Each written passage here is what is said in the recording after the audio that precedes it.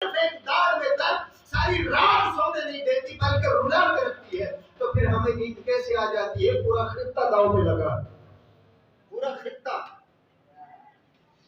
مسلمانوں کو رسوا کیا ہوا ہے، بہنوں کے کپڑوں کو سینے سے پکڑ کر کھینچ دیا جاتا ہے، برہنہ کر دیا جاتا ہے سب کے سامنے، ڈنڈے مار کر بھگایا جاتا ہے۔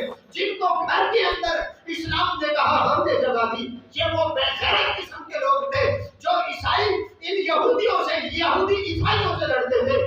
ماتا لجپال فاران کی چوٹی پر تشریف لائے، فرمایا سن لو کس بات میں جھگڑ رہے ہو، تمہارا جھگڑا ہی نہیں ہے۔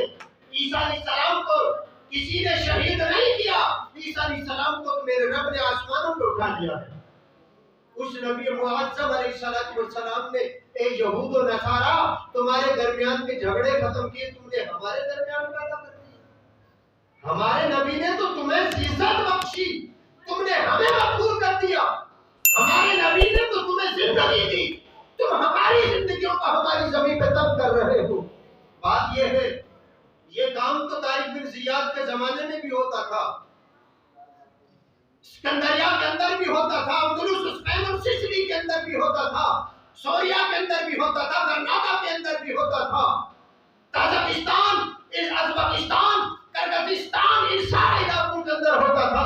لیکن وہاں پر غیرت مند حکمران ہوتے تھے، وہ آگے بڑھتے تھے، ان کے سروں کو کچل کے رکھ دیا کرتے تھے اپنے طاقت تقوی کی وجہ سے۔ وہ قرآن و حدیث پر عمل کرنے والے تھے۔ اللہ نے واضح فرما دیا تنصروا اللہ ینصرکم، تم اللہ کے دین کی مدد کرو پھر رب تمہاری مدد فرمائے گا۔ جو ہاتھ آج ان کو قتل کرنے کے لیے لہو لہو ہے، وہ ہاتھ کل ہمیں بھی قتل کرنے کے لیے آگے بڑھے گا، اور ہوگا یہ کام۔ بدنصیبی اس بات کی ہے کہ میں جب پڑھ رہا تھا تو ایک ڈائجسٹ کا ایک جملہ ذہن سے گزرا، کتاب سے گزرا۔ کسی کمپنی میں کام کرنے والے کچھ لوگ ایک ہوٹل پر جمع ہوئے، ان میں ایک اسرائیل کی عورت بھی تھی۔ وہ کھانے پہ جب جمع ہوتے تو مختلف قسم کی باتیں چھڑ جاتی۔ ایک دن مسلمانوں کے بارے میں اسرائیل کے حوالے سے باتیں چھڑ گئی۔ مسلمان ایک تھا، اس نے کہا اسرائیل بڑا ظلم کر رہا ہے فلسطین پر۔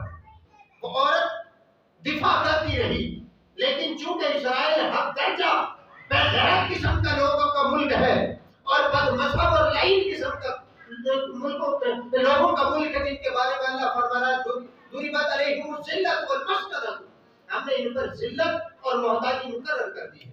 دولت دنیا بھر کی ہے لیکن دل کا سکون نہیں ہے، دماغ کے آرام نہیں ان لوگوں کو ہے۔ کیوں ہو؟ یہ دین کے مخالف اور دین کے جس طرح چوہا کپڑوں کو کتر دیتا ہے، اس طرح یہ اسلام کو کتر دینے لگے ہیں۔ وباؤ بھی غضب علی غضب، قرآن کہتا ہے ایک جگہ سے ذلیل کر کے ان کو اللہ نے نکلوایا، پھر انہوں نے آگے کوئی بے غیرتی کی، اللہ نے وہاں سے بھی ذلیل کر کے ان کو نکلوایا، پھر انہوں نے کوئی کام کیا۔ یعنی انہوں نے اپنی زندگی میں کبھی صبر نہیں سیکھا۔